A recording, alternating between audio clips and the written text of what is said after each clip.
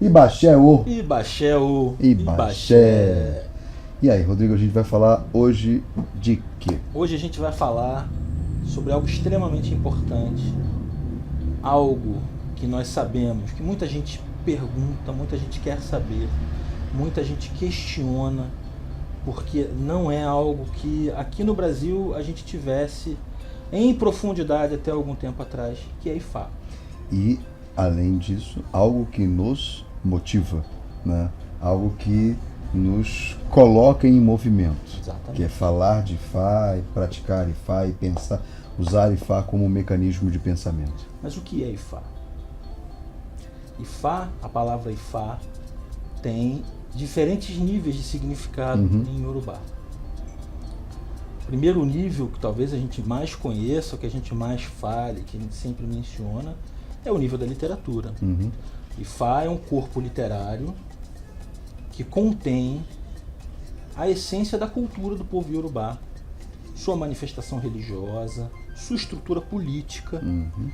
Tudo isso está relatado nas infindáveis histórias organizadas nos 256 Odu Ifá. Para a gente seguir, é importante falar que, nesse caso, quando nós mencionamos literatura de Ifá, nós falamos da literatura oral de Ifá. Né? Essa expressão pode parecer estranha para muitos, mas é uma expressão usada, e usada corretamente, porque se trata, sim, de um repertório de tal complexidade, tão numeroso, né, que, e não se adequa somente ao caso de Ifá, mas a outras tradições culturais e religiosas, a literatura oral cabe de maneira perfeita para se falar de Ifá, porque nós temos essas histórias todas que estão, como disse o Rodrigo, nós vamos aprofundar, em Odu Ifá, né, contando histórias, contando narrativas que são extremamente importantes porque fundadoras da organização social, cultural, ideológica, do pensamento do povo Yorubá. Exatamente. Os Odu Ifá, que são os capítulos ou os livros dessa literatura, contém a história de como as coisas vêm a ser, como se desenrolam os destinos dos homens, da humanidade e o que podem ou não devem fazer para com que possam ter sucesso, ter felicidade, ter tranquilidade. Então, de cara, nós já falamos de duas coisas muito importantes. Nós falamos de uma literatura que é suporte para a cultura de um povo, e nós falamos de uma literatura que serve ao cuidado com as pessoas. Que histórias são essas?